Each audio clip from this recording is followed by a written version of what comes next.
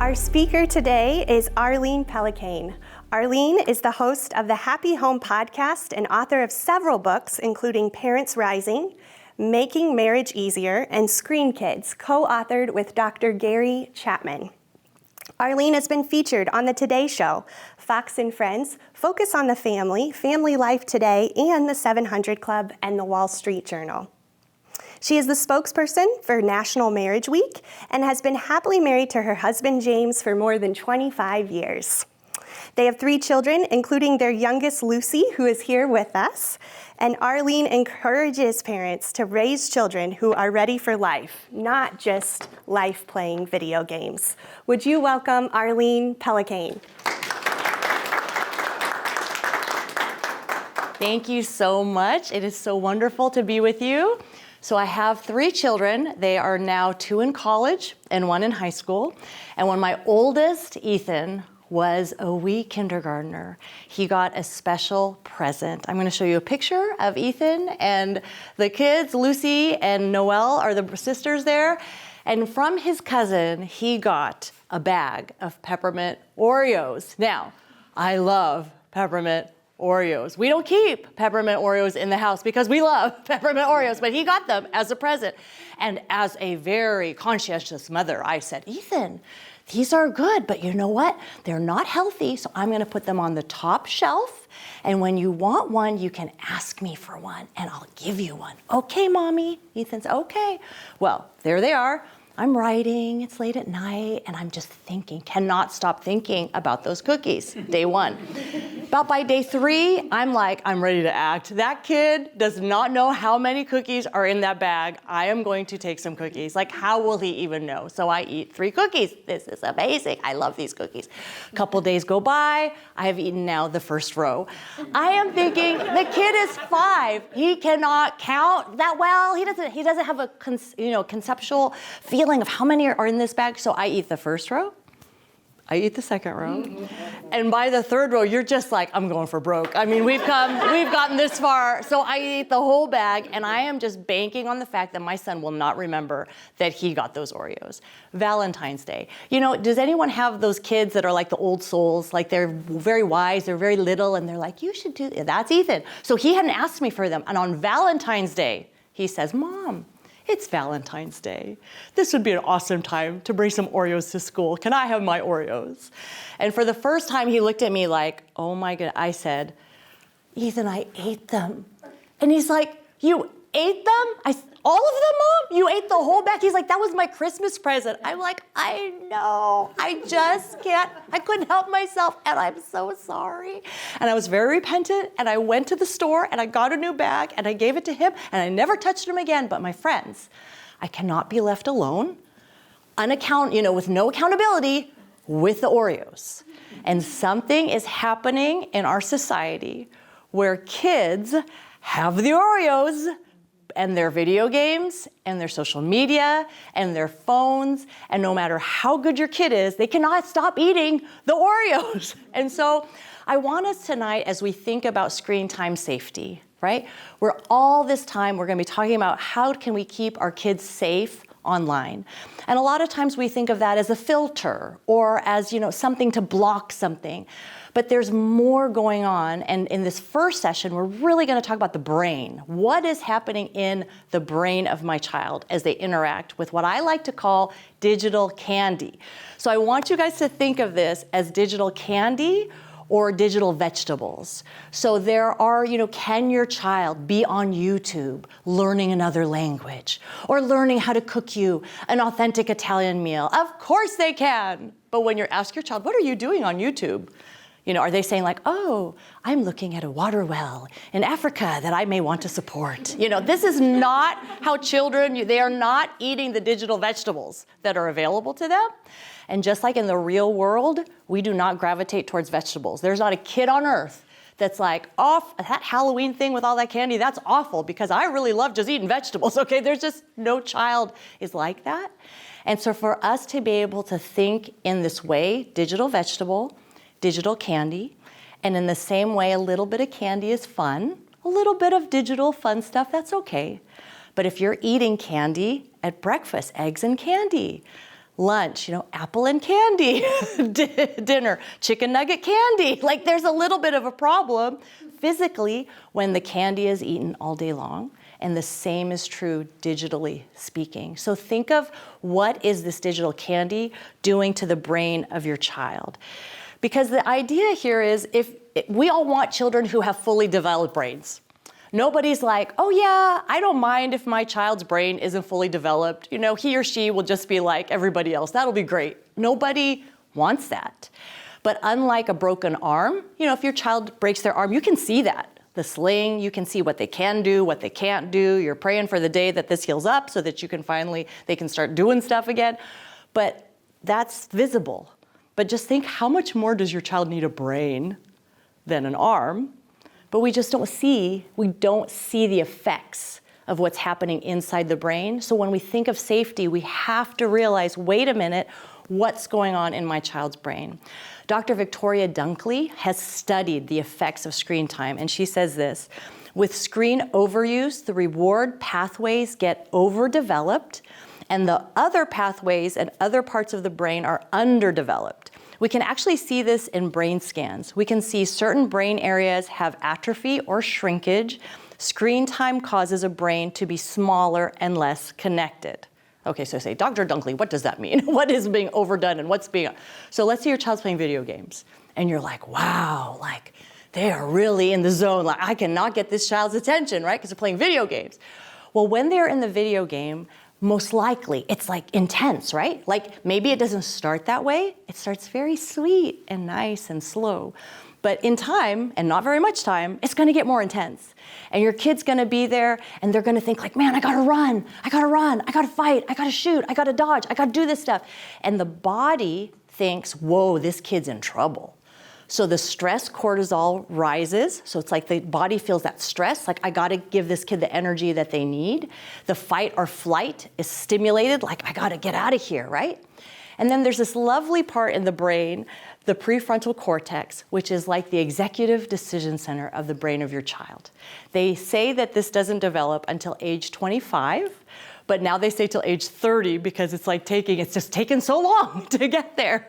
And this is the part of the brain that is emotional regulation, that can think of the future and think of decisions and like, how will this impact my future if I sit here and play video games 8 hours a day? That's the executive control center, the prefrontal cortex. And that needs a lot of blood, healthy blood, to just build, right? But when your child's playing that video game, guess what happens? The blood flows away from that prefrontal cortex to protect the core of your child as they're running from a predator. So they're keeping that child alive. The stress hormone is up. The prefrontal cortex is sleeping. And we wonder, like, child of mine, why are your emotions so off the charts? You're so mad and so excited and so this, right? And why can you not put this together? When you don't study and you get an F, and that happens year after year after year. This is not good for you. What's that part in your brain that is not quite working? And that is the prefrontal cortex. And so in the brain, when your child's playing a video game, that is happening. And when they have too much cortisol, too much stress on a continual basis, then it's very hard for that child to feel comforted or calm, because they're always like in this like stress, like what's gonna happen? Dr. Archibald Hart says a part of cortisol's function is to block the tranquility receptors so as to make you more anxious and prepare you to deal with an emergency. Only it's not a real emergency, but instead a game-induced emergency. This loss of tranquility can lead to more serious anxiety disorders. So maybe is all what's happening in the brain? Is this why 1/3 of teens are suffering from anxiety? Why high school students today have the same kind of anxiety as people did in the 1950s who were being treated in a psychiatric ward? Like that is very frightening, like what is happening in the brain? And a lot of it is with the digital candy. I love this digital candy, the M&Ms. So let's say that I'm carrying 5 of these M&Ms and I say to myself, I am only gonna eat 10. And I pray about it and I write a contract and I journal every day. I only eat 10. I am the kind of person who only eats 10. But I take this and I put it on my desk. Am I going to be able to just eat 10? Every day I fail at this. Every day I fail at this because this digital candy is so powerful. And we need to understand that when we give the digital candy, make it accessible, you can use mommy's iPad, you can use daddy's phone, or my goodness, I'm kind of tired of you asking, you can have your own phone, you can have your own tablet, then this candy is available. And it's very hard for the brain to not want to desire it because the brain has been so trained to go to it. So, as we talk, I know there's going to be moments where you're going to feel like, oh, I did this wrong. Like I gave it too soon, or I did this, or like, how can we ever live without it? And we're going to get there. We're going to get there. And I don't want, there's no guilt in this room. There's no feeling of like, well, I can't believe you didn't know. This is about like, how can we as parents right here, right now, assess what is happening in my child's brain and what can I do to make my child's brain healthier. And a lot of this is you're here and that means you want to learn. So you're already like so far along. So kudos, man, to be here. So of the 3 kids, I'm going to show you a picture of my daughter Noelle when she was in elementary school. She's our middle child. And at that time, she was the only one who liked roller coasters. So I was like, awesome, we're going to play hooky from school, and we're going to go to the amusement park, and we're going to go on a roller coaster, and it was like so excited, and we're like, yeah, let's do it. So there's this one near my hometown that's called the Silver Bullet, and it goes upside down, it turns around, it corkscrews, it's amazing. So we stood in line. We went on the Silver Bullet, and for an elementary school kid, I was like, man, kudos, that was good. The ride ends, and the restraints don't go up. So we're like stuck. And they're like, please wait, we're experiencing technical difficulties. 20 minutes later, they're still saying, please wait, we're experiencing technical difficulties. And Noelle's getting very nervous. She's like, Mom, won't they just let us off? Like, I really want to get off. What's happening? I want to get off. So they say, we're going to restart the ride, and we think that's going to like click the technology back into place, and we'll be able to get you out of here. And most of the roller coaster riders were like, yeah, because it's like an hour and a half wait, to get on. So like, yeah, ride again, yeah. But my poor daughter Noelle was like, oh no, she was already like not feeling good, already queasy from waiting. So she's like, no, but whoa, there she goes again. And so we rode again. And the second time was nowhere near as fun as the first time, because the second time she was like, oh, and then we got off and she laid on the park bench and that was it. She was like, I don't want to ride anymore. The dopamine of a roller coaster is so fun. The pleasure of like waiting and then like going up that track, and your brain is this dopamine, the pleasure hormone is like there, and you're like, this is going to be so exciting, and the ups, it's amazing. And our brain, God created us with dopamine to have pleasure, to have this sense of like, I will work hard so I can have that feeling. Like that is a God-given thing, this dopamine. But what we have done to dopamine is instead of riding the roller coaster once in a while, we send our brains on the roller coaster all day long.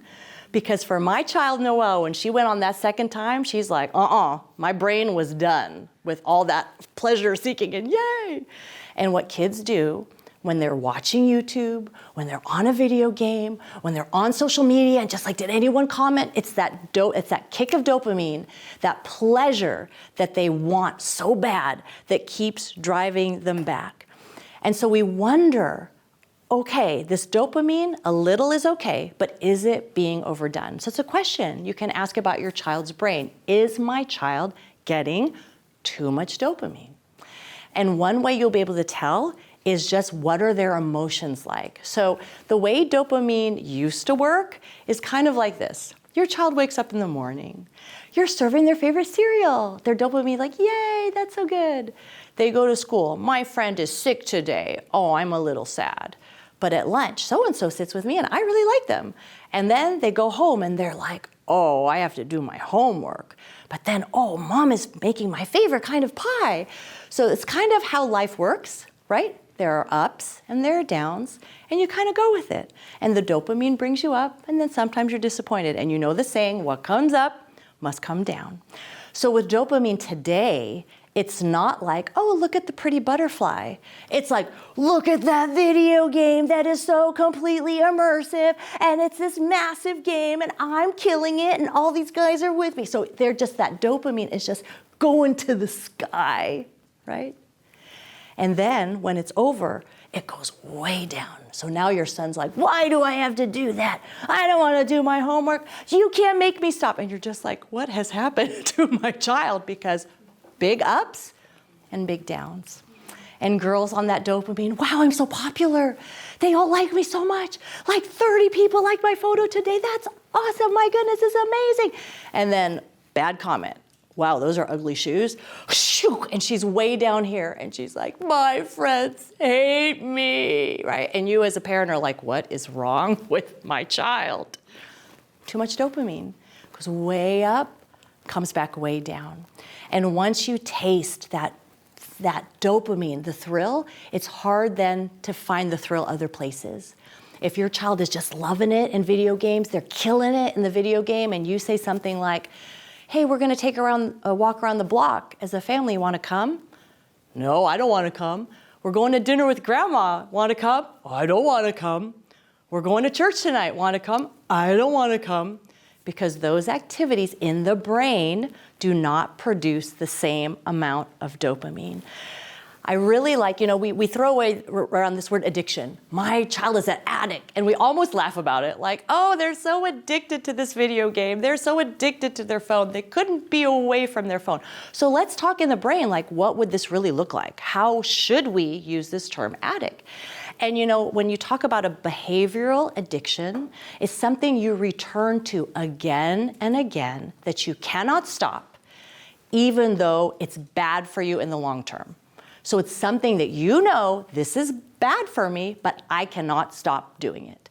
I really like how Andrew Huberman out of Stanford talks about it. He talks about addiction as the progressive narrowing of what brings you pleasure. The progressive narrowing of what brings you pleasure. Think of us as parents. We want our children as they grow up to find more joy and pleasure in more things, not less things. So when your kid's little, they eat hot dogs, pizza, and chicken nuggets. They eat fries, that's the vegetable group, okay? So that's what they do. But when they grow up and they become teenagers, we want them to realize there's Chinese and Greek and Mexican and Thai and Mediterranean, and there's all these things that are available to you, child of mine. And it's the same thing in life, right? We want them to grow up and love art and music and serving and people and nature and just find their things. But when a child is raised on a screen with a tablet in their hand or phone in their hand, it's what they know best. It's what brings their brain that huge amount of dopamine, and it closes the door to the other pleasures of life. So when you think about it as your child, you don't want your child to grow up and then become more narrow of what brings them pleasure. You want them to grow up and find, wow, this is the life abundant that Jesus talked about in John 10:10. So for us to realize, wait a minute, what's happening in the brain? So some of the signs of addiction, right? So let's say your child has started to play a certain video game, or you have just given your child a phone and you're wondering, is this a good thing, a bad thing? Some of the signs you're gonna see, the neglect of personal hygiene. Your child's not going to smell as good as they used to.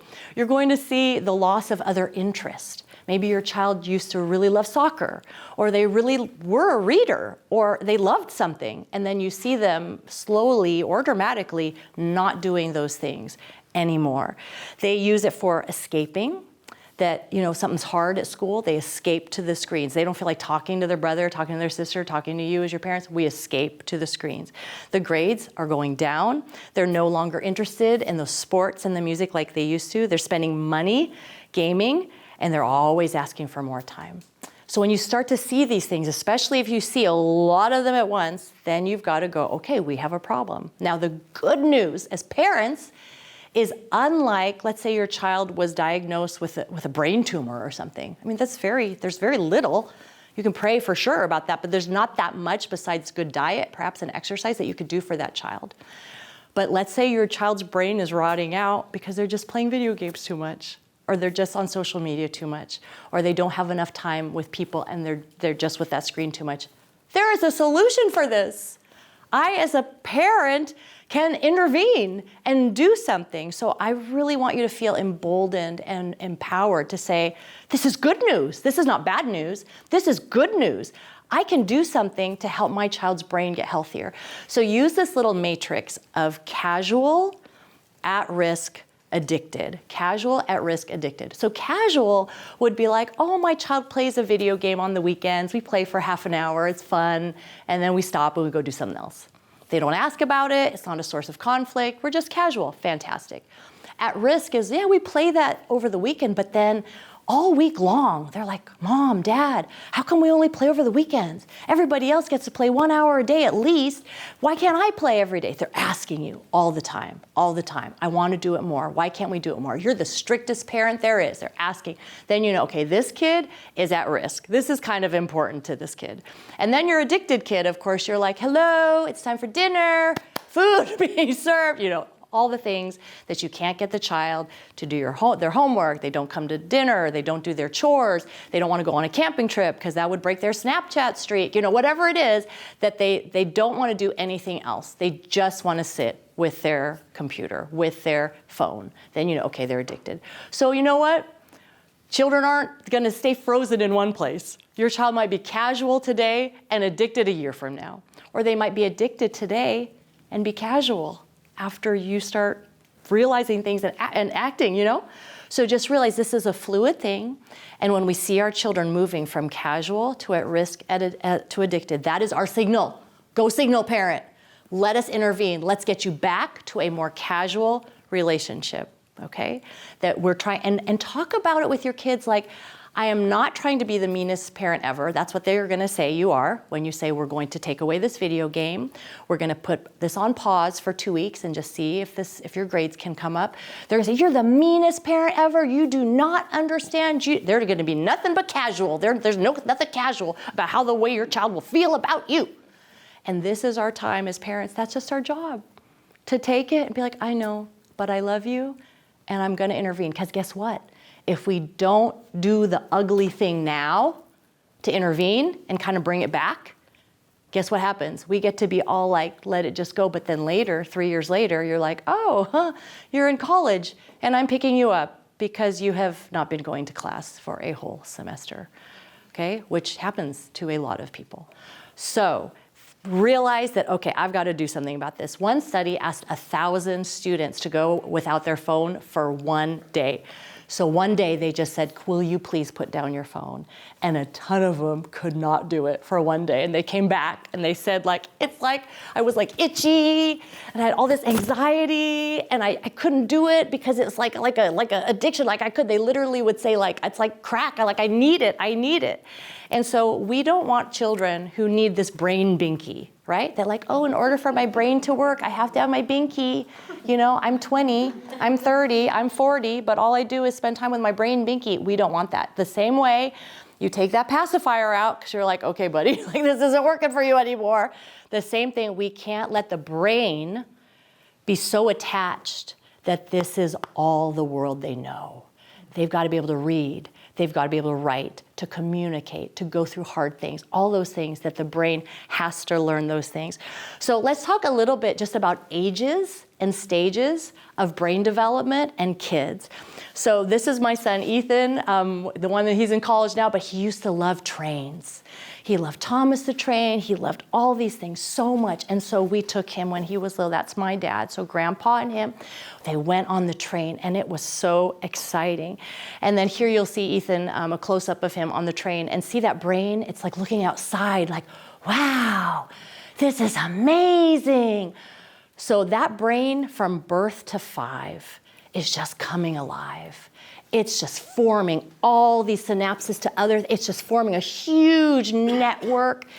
Imagine when we bought our house in Southern California, it was on a dirt lot and we just bought the house and there was nothing around it. And we knew we're gonna buy this house, they're gonna build the roads, and believe me, 20 years later, we got the Costco in, everything's okay. That your child's brain is like that, it's just dirt. And it will build the roads that you put there for your child, that your child finds. So if just think of your child's brain from 0 to 5 as a plot of dirt. And if all there is the little iPad and the little games, and they got a little tiny road, the iPad road, and they just keep going down and that's what the brain knows, and that's what it builds. But if your child is reading and jumping and building and talking and doing all this stuff kids know how to do, this is not brain science. I mean, here we're talking about the brain. This is not hard. Kid, go be a kid. That's all I have to do. Without a device in your hand, go be a kid. And they will build multiple systems, roads and freeways that go to church and go to other people and go to activities, that go to sports, that go to music, they'll go to animals. They will build this beautiful thing in their brain. So it is very, very important from birth to 5 to make that screen time as just the less you can do, the better. So think of like all those connections. You don't want to interfere with those. I looked at this book, the New England Primer, okay? So it's what the school kids were reading in 1777, okay? And this was in 1st grade. So in 1777, this is what they were reading. I can't even barely stand it. Just think of a 1st grader. Acumen denotes quickness of perception. Molasses is the syrup which drains from sugar when it is cooling. This is a book for 1st graders. A tribunal is a court for deciding causes. And these were their spelling words. Temperature, and they divide them up. Temperature, parishioner, commiserate, miscellaneous. Okay, we have, in our current day, a senior in high school could not spell miscellaneous. I would be almost hard pressed to spell miscellaneous myself, because what would we do? All we have to do is spell it wrong, and then our spell check will fix it for us. And so to realize so I think like in our generation, it's like, uh-oh, it's like we're in trouble. That's what we can spell, uh-oh. And so what we have to realize is with brain development, the dumber the toy, the smarter the child.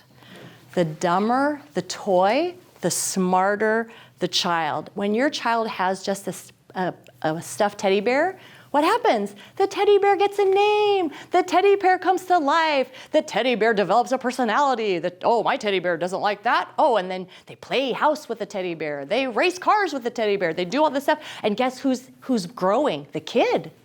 Because the kid is imagining all these things. The kid is experiencing all these things. And the brain is going crazy and it's flourishing. You put a very smart toy in that child's hand. What Grandma and Grandpa, I know we're very tempted to buy these kinds of things because our grandchildren are asking for them. But you give that tablet, you give that video game, you give that phone. Guess what? That's really smart, super smart.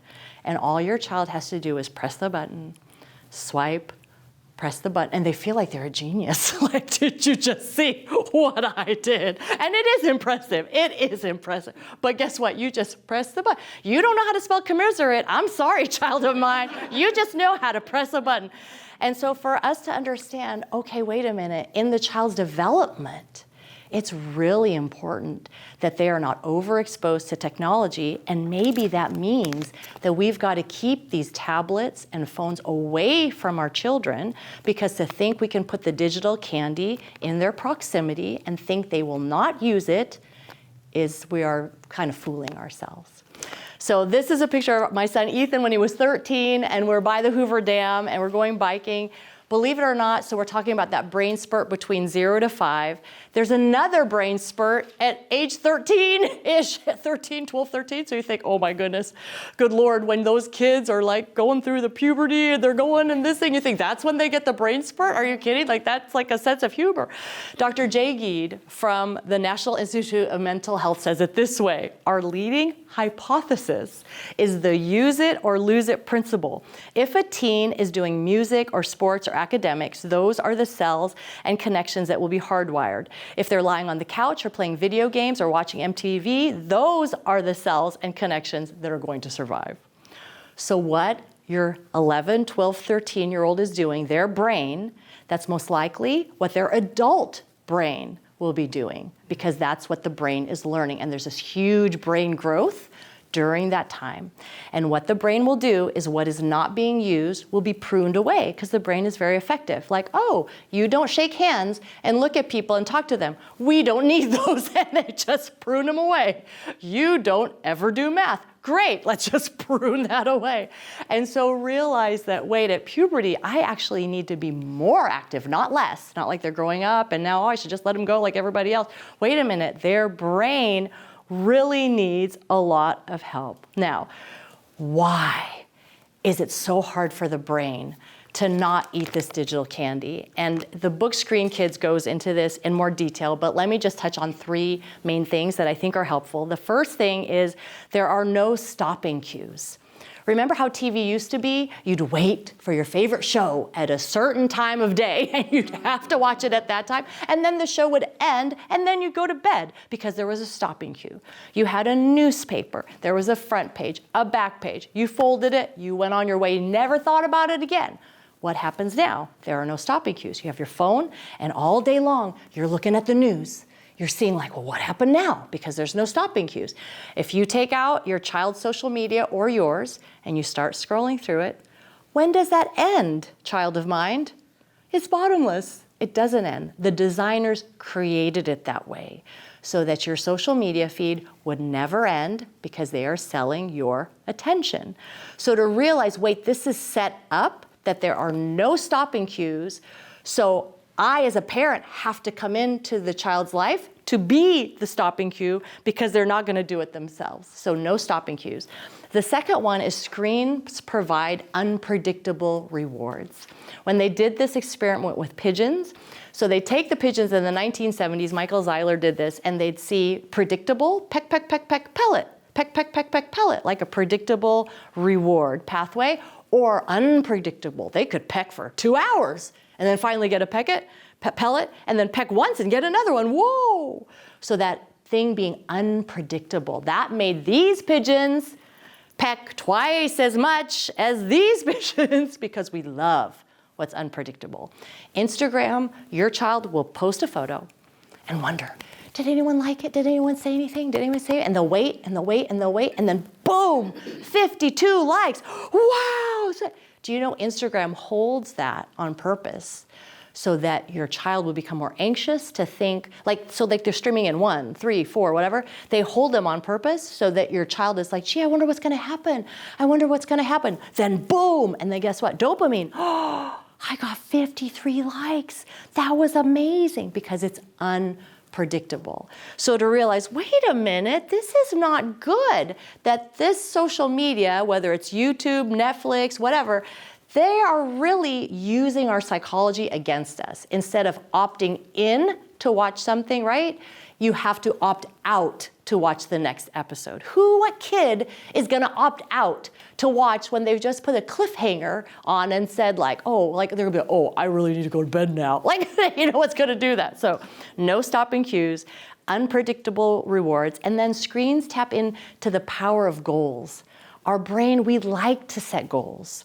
We like to reach our goals. And so the screens give us this goal, whether it's a Fitbit and we're getting to the next steps, whether it's some kind of social media streak and we have to keep it going, whether it's like, I want to have 200 followers or I need 100 likes. And guess what? When you meet that goal, does that really help you? So if your daughter gets 200 followers, if she gets sick, who's coming over to bring her soup after 2 weeks? That's my line, right? It's like, okay, you might have 1,000 followers, you know, princess of mine, but if you get sick, is anyone coming over? No, nobody's coming over. And so they have this goal of like, let me make these friends. But they're artificial goals that are not very meaningful. And so the former Facebook president, Sean Parker, said this: God only knows what it's doing to our children's brains. Okay. So the question then is, for their brain, let's say you say, I'm going to protect their brain. I'm going to keep them away from screens from 0 to 5. Now, I will say the American Academy of Pediatrics, they say FaceTiming is fine. That doesn't hurt a child's their brain at all. If they're FaceTiming grandma, no problem. If they're viewing, they want you to view 1 hour or less of quality co-viewing, which I always kind of laugh at because it's like, who is going to set up the TV and then be like, let me watch with you? Because I know we're taking off the other direction, okay? So if we say, okay, we're going to do these things. We're going to protect our child's brain. We're going to keep moving them from this casual, at-risk, addicted. We're going to just keep pushing them back to have a casual relationship through limits. We're going to do that because we want to protect the brain.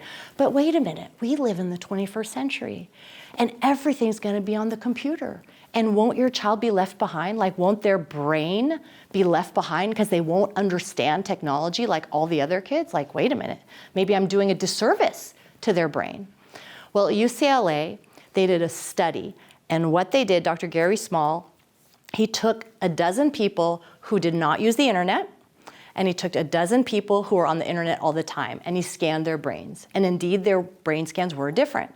The ones that did not use the internet, they had very weak, like peripheral vision, quick thinking, decision, things like that. So they told them, we gotta fix your brain. So they told them, you go on the internet, for 5 days, we want you to go on for 1 hour a day. So they literally went on the internet for 5 hours. They scanned their brains after 5 hours of internet use, and they found their brains look exactly the same as the experienced users. Now, after 5 hours of looking on the internet, you too had good peripheral vision. You too could click on the links very quickly. You too could make quick decisions of, do I want to follow that hyperlink or this hyperlink?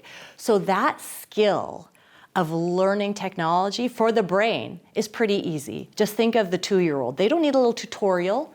Like, it's easier to use an iPad than to put together IKEA furniture. Do you see what I'm saying? So they know technology is going to be easy to use. So do not buy this lie that if my child's not on this, they will be like behind other kids. Their brain is going to be behind. No, if your kid knows how to talk to people and to read and have an imagination, they're going to be ahead.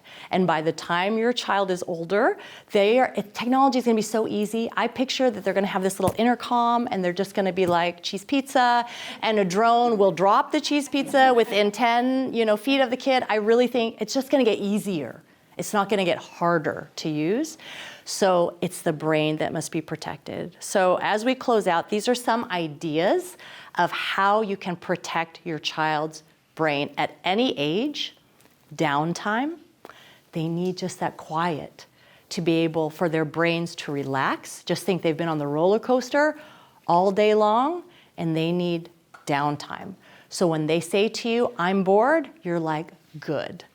Your brain needs to relax. Your brain needs to be able to chunk things and put them in all the right places. So this looks like reading time versus screen time. This looks just like there are no activities planned, and you can do whatever you like, child of mine. This is physical activities. Go outside and play, right? So downtime. Physical exercise. That's so good for the brain. And this is, it's so sad because years ago, this would be so easy. That's all kids did, was run around outside. That is all they did. And that's why their brains were so healthy, because there's oxygen and blood flowing. It's just be a normal kid. So encourage physical exercise, because it's all those things. Their heart's going to be beating, so they're going to have more oxygen in the brain. Their stress hormone cortisol will be reduced. It's going to burn off their adrenaline. They're going to be able to concentrate again. They're going to get better grades, get along with people because they feel good. So physical activity is so good for the brain. And then the last one, sleep. It's like your grandma would be like, you guys are watching a seminar to learn to exercise and sleep? What is wrong, right? It's like, why are kids' brains so damaged? And it's hard for them because it's very simple. They're not getting exercise. They're not getting downtime. They're not getting enough sleep. So again, this is good news. If I want to protect my child's brain, I realize there are digital vegetables and there are digital candy. My child is not going to gravitate toward the vegetables, and I need to keep the candy as far away from them as possible. And so it is an environment issue that we want. Kind of just think of your home, like, is this environment good for my child's brain? Like, kind of just start thinking in that way, like, what is this doing to the brain? Because remember, we can see the broken arm, but we can't see the broken brain. But I dare say the broken brain is probably more important than the broken arm. And so these things of moving our child away from addiction to screens and into more living where they are sleeping and playing and having fun, these are good things. And the good news is we can change this. The earlier, the younger your child is, the better this news is, okay? But it doesn't mean that if you have a 17-year-old, 20-year-old, 15-year-old, all these same things of downtime, less screen time, more sleep, more exercise, all healing for the brain. And so when you think of screens and we think of safety, don't just think of filters, think of the brain.